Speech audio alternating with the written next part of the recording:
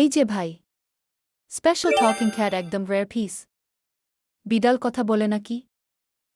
নিজেই জিজ্ঞেস করো। হ্যালো ভাই, আমি প্রিমিয়াম বিড়াল। ওই, সত্যি কথা বলল। দেখছো তো, লিমিটেড স্টক। কত দাম? মাত্র ৫,০০০ টাকা। এত দাম কেন? আমি শুধু কথা বলি না, গানও গাই। নাও নাও, আমি সুপারস্টার। ওরে বাবা! ঠিক আছে, আমি কিনব। ডিল ডন। এই বিড়াল, কথা বলো। আজকে ছুটি। কি?